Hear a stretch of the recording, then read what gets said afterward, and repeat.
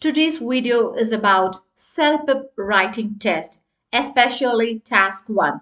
And I know that you would like to hit level 9 or higher, right? Well, you're in the perfect place because today we are not just talking tips.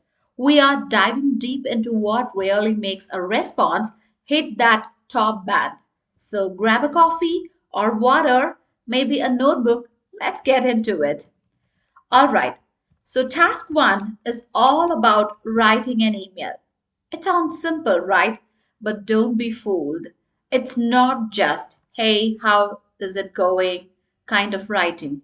You are expected to communicate clearly, logically, and in a way that feels very natural and respectful. So think of it like writing a professional yet human email to someone you know, maybe a manager, a landlord, a school principal, anyone in a real life situation. And self-help is not just checking if you can write. They are testing how well you handle the situation, how you organize your thoughts, and how real your examples sound, and whether your messages come across just right. Let's break down the mindset you need, like how you should actually think before you start writing. Now, step 1, don't jump straight into the typing. Seriously, take a beat before you write a single word. Plan it out. You have to ask yourself, what's the main purpose of this email? Who am I writing to? What do I need to include? What real life details I can mention to make it feel authentic? So you can take 2 to 3 minutes to just scribble a rough outline or list in your head. Trust me, this tiny step can make a massive difference. Okay? And here is the second step. Nobody wants to read a wall of text, self-preparators included. So your email needs to be logically organized. Think of it like a mini sandwich. Start with the top bun, a clear opening line that explains why you are writing. Then move into the meaty midline. 2 or 3 solid paragraphs, each one focusing on one point or idea. And remember, one idea per paragraph. Don't squish everything into a mess. Finally, the bottom bun, a polite closing line. Something simple like, thanks for your time, looking forward to hearing from you. That's it. That's your sandwich. Don't overcomplicate it. And let's look at our step 3. You need to be very real, not robotic. One of the biggest mistakes people make, writing like a textbook. You know what I mean?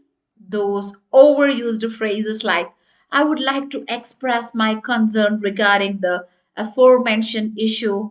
Like, what? No one talks like that, isn't it? Instead, go for precise, natural language. Say what you mean. You have to use vocabulary that fits the situation but still sounds like you. Also, if the question gives you a scenario like your flight got delayed or you need to request time off, stick to the details given. Don't invent a new storyline. Try to stay on to your task. Okay? Now, let's move on to our step 4. You are moving from one idea to another. So don't just jump. You have to guide the reader with transitions. So things like another thing I would like to mention is also I wanted to ask about to add to that. Lastly, I appreciate so you can use these tiny bridges help your reader follow the flow. It's like you're holding their hand through the email. Nicely, of course. Okay? And the step 5 is grammar plus formatting equals to the score boosters. Now, let's talk grammar, not the boring academic kind, but the stuff that makes your message smooth and easy to read. Mix up your sentence types. Some short and punchy, others a little longer with details. So you have to use proper punctuation. That's pretty important, right? And please, for the love of clarity, start a new paragraph when you shift to a new idea. And don't forget your greetings and sign offs. If you're writing to someone like a boss, go with Dear Mr. So and so or Hello Mrs. So and close it with best regards or sincerely, or sometimes you can use even thank you. Okay? And no emojis, no hey, and definitely no short forms. Now, the important step six, the final polish. You have written it. Feels good, right? But you're not done. Give yourself 3 to 4 minutes at the end to read it again. You have to read out loud if you can. You'll be shocked at the small errors you'll catch, like missing words, repeated phrases, sometimes weird grammar slips. Think of this part like putting on your blazer before a big meeting. You're just clearing it up, making sure it looks polished. And a bonus tip I'm just going to give you here. If you know you tend to mess up certain things, say for example, like articles, the, or prepositions like in, on, at, look for those specifically, hunt them down. Now, let's look at an example for task one. This is a given situation.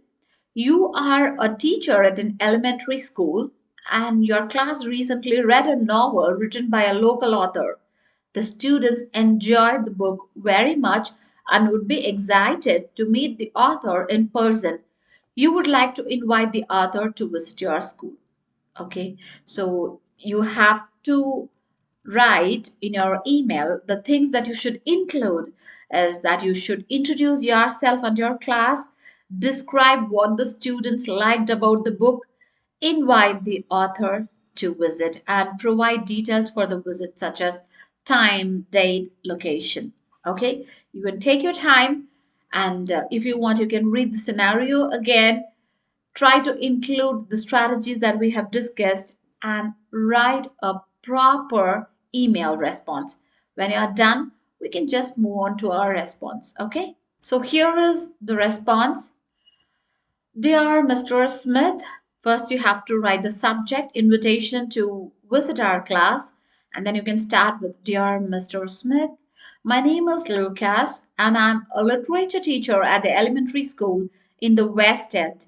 During our last literature class, we were going through one of your recent works, All Children Loved You new novel.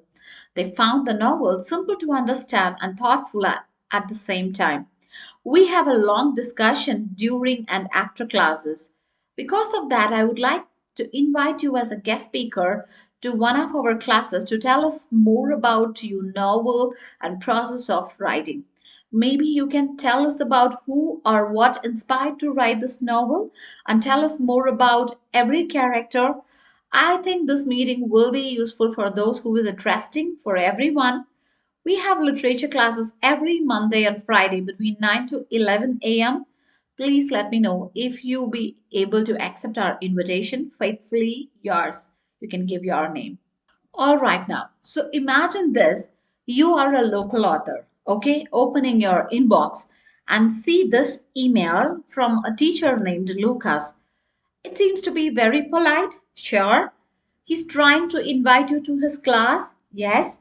Sounds great on paper, but as soon as you start reading, something feels off.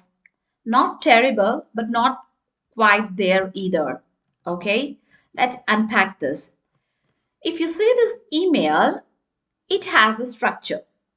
We are not dealing with a jumbled mess. There is a greeting, beginning, middle, and end.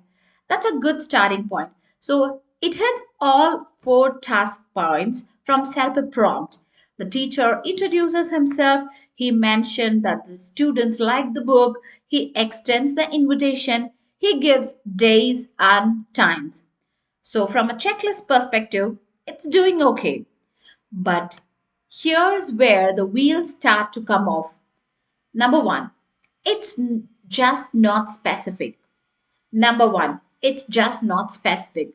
The writer says the children loved your new novel. Okay, but why did they love it?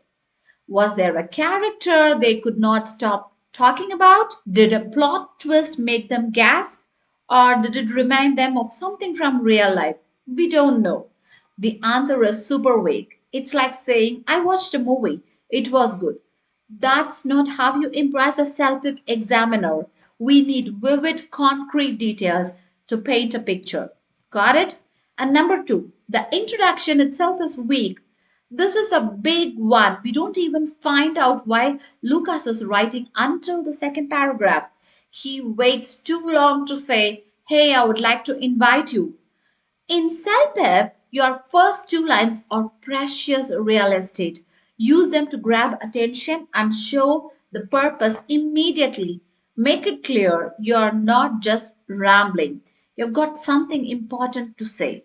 Yes? And number three, the grammar.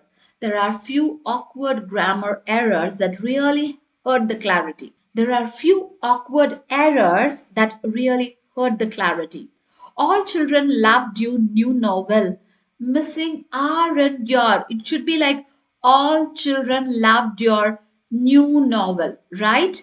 It should be your, not you. Thoughtful and the same time. If you see here, here it is given thoughtful and the same time.